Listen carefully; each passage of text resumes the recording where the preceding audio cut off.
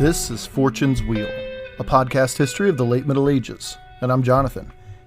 Your time is your greatest currency, make no mistake, and this fact of life does not go unnoticed by the creators on whom you spend your time. So thank you for spending your time listening and learning along with me on this podcast. Please know that the best growth tool for podcasts like this one is word of mouth. If you believe in what's being said and strived for here, please consider pushing this out to all corners of your social media, as well as leaving 5-star reviews, multiple even, on whatever podcast service you use. Links for the podcast are in the show notes. So, Isaac Komnenos has become Emperor Isaac I. He's ushered in, unbeknownst to him, the last great imperial dynasty in imperial Roman history, a lineage stretching back to Augustus Caesar more than 1,060 years. His reign kicked off on the highest note of any reign in recent history. The party throne and the procession into town might have even rivaled those of the legendary Emperor Basil II just 30 years earlier. But the empire was finally fully awake, its people desperate for change, and they now had it in spades with this quote-unquote crusty general who had devoted his life to the empire he loved way out on the dangerous and hostile fringes to the east. How will their imperial savior begin his glorious, long-awaited reign? There's a lot on the line here, and the people are not afraid to tell you when you mess up. How will Emperor Isaac I Komnenos handle this new role, arguably the role occupying the single most powerful and influential person on the planet at the time? Today's episode 104, is entitled Isaac I Komnenos. Thank you for listening, and I hope you enjoy the show.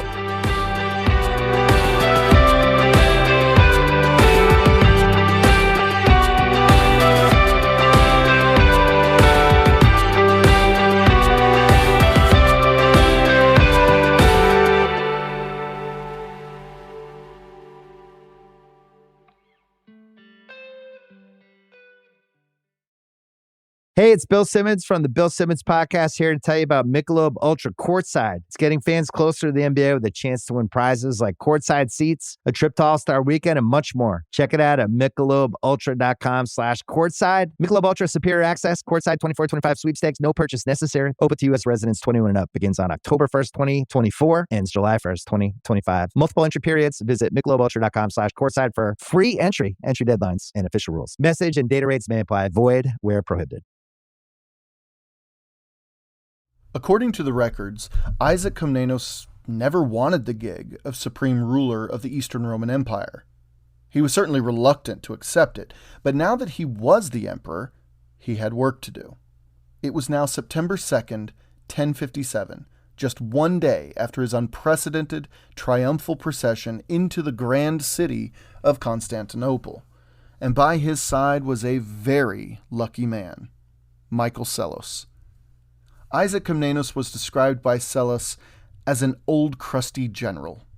However, Psellos himself has been described in other accounts, to use John Carr's words in his book The Komnene Dynasty, as quote-unquote tall, with attractive eyes and a pleasant smile. We can't forget that by 1057 Isaac was 50 years old, while Psellos was about a decade younger.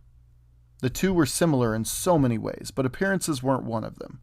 Remember, Isaac had spent his entire adult life, so far at least, out battling in the far-flung reaches of the eastern borderlands, spending his days and nights out in the open air mostly, along with his men. While Psellos was a learned monk, turned philosopher, turned courtier, turned prime minister to the emperor. You can rightly imagine the differences in each man's hands alone. Now, John Carr writes of Psellos, quote, historians agree that he was a most complex man. According to Basil Marquesanus, quote, his sense of where power was shifting was almost unerring, end quote. He was the Byzantine equivalent of a Borgia, of the Italian humanists of a later era, who questioned the traditional powers and privileges of the old aristocracy, who were beginning to be upstaged by a new aristocracy of commerce and wealth. Psellos represented the latter, a powerful force for change in late Roman society. End quote. Now, he continues to describe Michael Psellos as quote, Machiavellian, a largely unscrupulous realist whose dedication to state affairs was absolute, an unhesitating schemer when he believed it was warranted. To him, the eternal truths were to be found only in divinity and family values. Anything else was transient and worthy of manipulation in the overriding interests of the empire. End quote. This was the man that Isaac I Komnenos, along with previous emperors Michael VI and Constantine IX Monomachus, had placed beside them. He was the consummate politician, but his counsel was also quite wise and respected, and Isaac would need as much help as he could muster during his reign, at the very least during the beginning parts. The world was changing all around them, though. Emperors were still being overthrown, meaning stability across the Eastern Roman Empire was fickle at best. But the larger world was beginning to bang on Constantinople's doors as well. Carr reminds us what we on this podcast have already learned so much about already. He says, quote, Western Europe was about to embark on what is conventionally known as the High Middle Ages, when feudalism as an economic system attained its apex, end quote. Now, no doubt feudalism was making its ascendancy. The relations between the wealthy elite and the poor at the bottom of the social, political, religious, and economic hierarchies were ever devolving into a crude economic dictatorship of sorts. And this was all over Christendom, make no mistake there, though it really takes hold in France first. England was, for all intents and purposes, next through the Norman Conquest, beginning in 1066, just 9 years from when Isaac takes over. And then it began to spread to all parts of Europe, but Christian kingdoms in Iberia, Norman Italy, and Sicily, and even as far west as Cappadocia, far east as Cappadocia, were implementing some version of lord-serf economics, a trade-off of goods and support for protection and security. But it wasn't all a Marxist wet dream of complaints. There was a lot of good to come out of feudalism, too. Regardless of the outcomes, centuries from this point in history, there was a tussle for power and influence between the religious factions of Christendom and the political factions. Popes sparred more frequently and more seriously with kings and dukes and warlords than ever before, and one somewhat immediate result was, as Wallace Ferguson calls it, the Commonwealth of United Christendom. Basically, you mess with one, you mess with all. Well, at least if you're a pagan or a Muslim. Otherwise, with a little philosophical nuance, Christians could still wage war against Christians.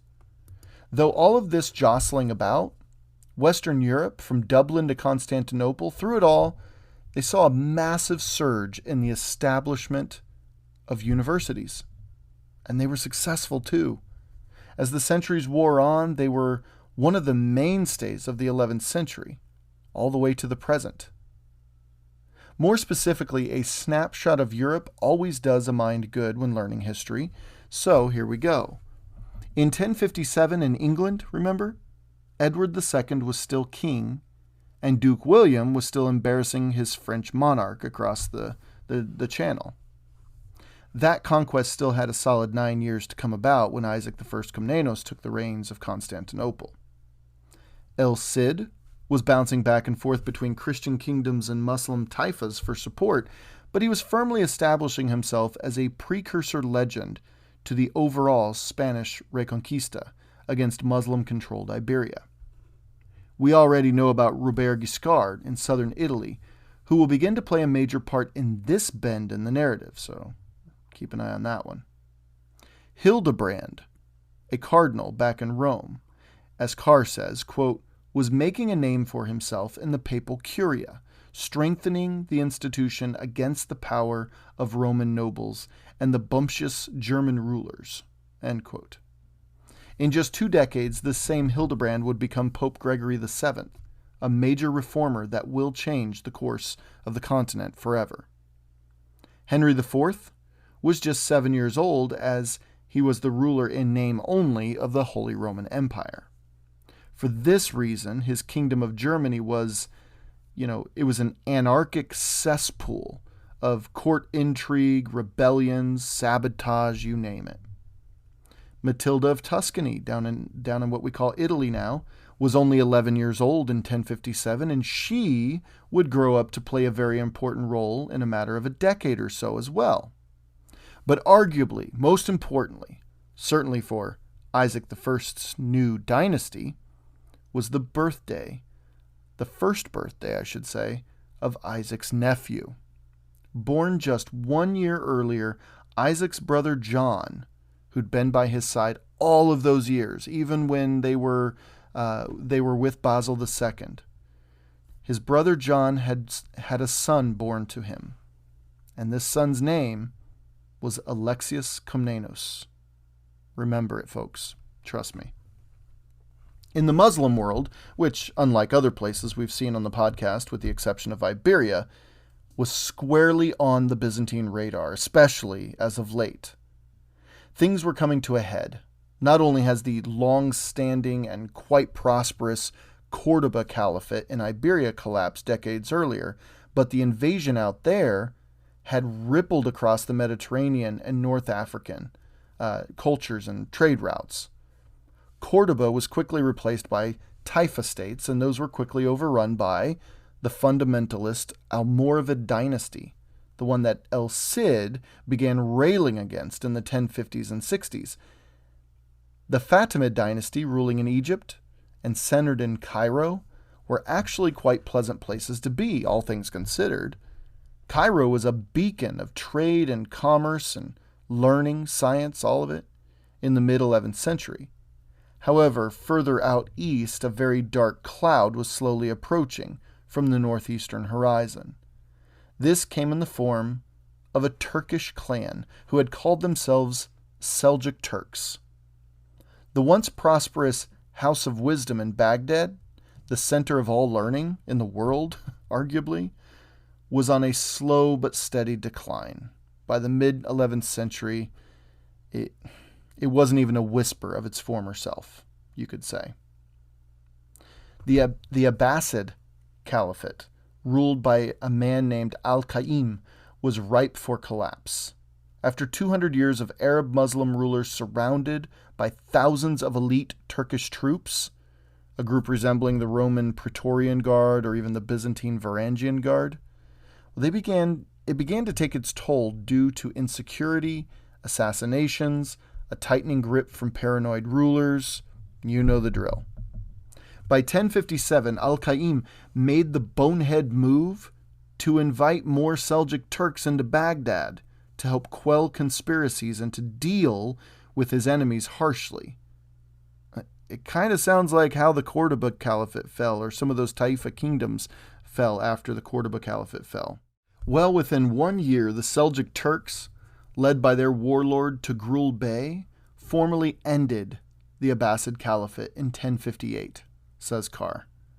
Within 1 year of Isaac's ascendancy, the Seljuk Turks, from the expansive grasslands of Central Asia, would establish themselves as the single most dangerous enemy to not only the other caliphates around, but also of the Eastern Roman Empire. Seljuk Turks would masterfully use and bolster the already solid infrastructure of the Abbasid caliphates all around the Middle East to move personnel, envoys, merchants, settlers, provocateurs into strategic positions. Cappadocia, with its high plateaus and vast grasslands, was a perfect facsimile of the lands they just left in Central Asia, and for a horse culture, this was absolutely key to their survival and success. They adopted Islam in place of their nature-based pantheon, and instantly earned the respect of the Arab population, whether through deed or through force. This was the world Isaac Komnenos inherited as emperor of the Eastern Roman Empire. Now, back in Constantinople, one of Isaac's first moves was to invite his longtime wife to his side. She was a prominent Bulgarian princess named Catherine, or Ekaterina, like we said on the last episode. This marriage proved to cement the Komnene clan as a preeminent family among all Byzantine families. which was a minor selling point in choosing him as their new emperor. But more importantly than that, Isaac sought to re-solidify his family's connections to one of Constantinople's most powerful, of Constantinople's most powerful families, the Dukas and Skleros families, which we've heard on the podcast already. And Catherine, was crucial in this. This he was all able to do quite quickly.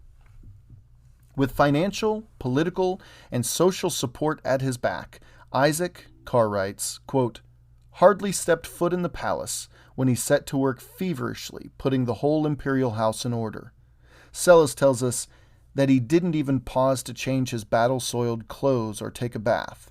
When night came, he didn't retire to the royal bedchamber that no doubt had been carefully prepared for him, but sat up by lamplight, poring over state business. End quote. His first official move as emperor came the very next day, his second full day on the job, September 3rd, 1057, when, as any general was well aware of, he did something about the soldiers slipping through the streets armed to the teeth, most likely inebriated with wine and victory, sliding in and out of the various brothels in the city. One simply cannot allow much of this, that's for sure. A little allowed the men who had just cheated death days before to blow off a little steam, but any more than a day or two of it, and things could quickly get out of hand. Especially if they weren't paid for their services and they found all their jollying around town had left them penniless. Bar brawls were inevitable with or without soldiers present, but when you add soldiers to the mix, things spiral out of control, and the destruction, and likely even death, certainly injury, left in the wake of such mismanagement of the military leaves a nasty taste in the mouths of the people who had just welcomed you in. If Isaac didn't act soon, his reign could begin very, very poorly. Isaac publicly decreed his loyal soldiers to disband once they collected their pay, and he put them on a time limit when they could collect said payment. Either way, the army of rebellion was no more, and the city was within 2 days back to the status quo. This invariably showed Isaac I to be a just and capable ruler of people, not just soldiers, and the people sang his praises in the streets once more. Isaac was off to an absolutely stunning start. Now, Isaac wasn't just some general popping in and trying on the crown. It seemed that he generally had the people at heart, something his immediate predecessors weren't keen on, apparently. But this military emperor, so to speak, persona, was something he learned to exploit to his great benefit. Carr writes, quote, he honed his throne manner into a veritable art of political theater. Seated majestically on the gold cloth, with his senators grouped submissively on either side, he would set his face into a thunder-browed mask, while maintaining a complete silence that unnerved the senators. He spoke little but well, choosing his words with care, and often meaning more by what was unsaid. End quote. The appearance of the military general was enough to gain respect and maintain order in his presence, it seems. However, Carr continues, quote, in his private and relaxed moments, says Psellus, he was pleasant and tolerant. End quote. Isaac Komnenos was a complex man, to be sure. Carr continued, quote, in his administration, Isaac can be fairly described as an obsessive workaholic. He was single-mindedly intent on clearing away decades of waste, inefficiency, and corruption as quickly as possible before age or political rivals could stay his hand. End quote. And we've heard a lot about the previous 3 decades since Basil II's death, but let's hear from Psellus himself as he describes the Eastern Roman political scene. It's telling beyond words, if you ask me, for a contemporary to be so critical of the situation. It must have been bad. He writes that it was, quote, a monstrous body with a multitude of heads, hands so many as to be beyond counting, its entrails festering and diseased, here afflicted with dropsy, there diminishing with consumption. End quote. I too know of some political institutions here in the 21st century who give off a facade of grandiosity and virtue, but are nothing more than bloated, ineffectual, corrupt, and institutions basically piloting themselves into an early grave. What's that old adage? Times change, but people don't. The good thing about that little sliver of wisdom is that we may see governments turning into such beasts, but they inevitably, many of them anyway, have a strong people beneath them, ready to support the quote-unquote good guys who seek to improve their lot. Isaac I was clearly seen as that good guy, and within a week he had shown himself to be just that. The next big step he made was to clean up the rather corrupt bureaucracy that had bloated the empire, starved its people of income and resources and infrastructure. Within many kingdoms and empires 1,000 years ago, but most especially the Byzantine court, were networks of very powerful eunuchs. And for those that don't know, a eunuch is a man who has had his, well, everything down there removed at an early age. Eunuchs, because of their lack of testosterone, of course, they didn't know that it was a hormone in those days, obviously. Well, they were not as aggressive or corrupt as regular men. At least that's what was thought. Yeah. The problem with that is that it was only a theory. And the truth is quite the opposite. Eunuchs were some of the more corrupt individuals in the palace, to be sure, and they certainly held an incredible amount of influence and power over others. I'm thinking of the character Varys in Game of Thrones, who was called the Spider due to his vast webs or networks of informants he had allowing him to blackmail anyone he wished to advance off of. The network of eunuchs in the Byzantine court in the 1050s was so large and so corrupt that it was on Isaac's priority list to be dealt with sooner rather than later. Carr writes, quote, "By Isaac's time, the earthbound cherubim had assumed near total control over imperial appointments and policy. One of his first acts was to strip the eunuchs of their more conspicuous powers and let everyone know that at last a real soldier was at the helm." End quote. The power of the eunuchs was now neutered. Oh, come off it. You would have said the same thing.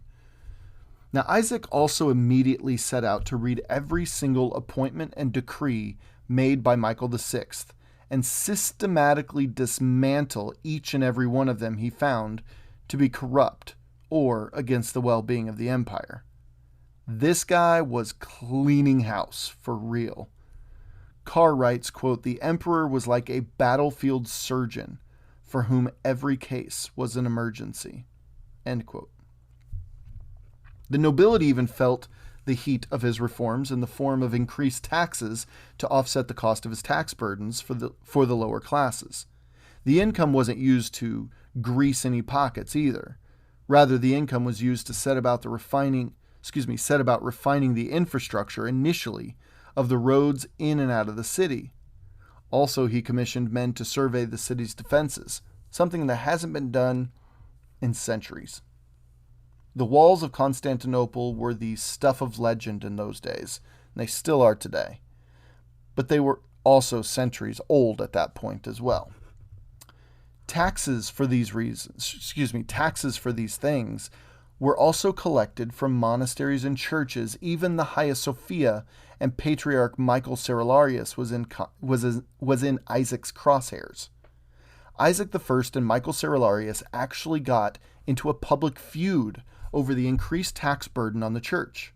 Remember, this was the same iron-skinned patriarch who stood his ground against Pope Leo IX's expulsion from the Catholic Church just 3 years prior.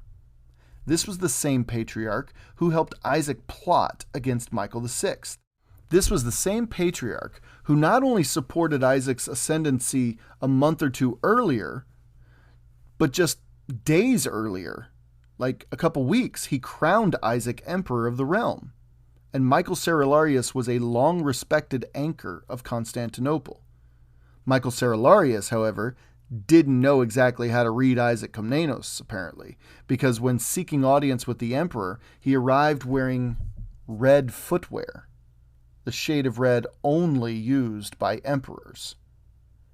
The affront to Isaac's leadership was, Carr writes, quote, too much for Isaac, who packed Cerularius off to exile on Proconnesos, an island in the Sea of Marmara, where he died shortly afterwards. End quote.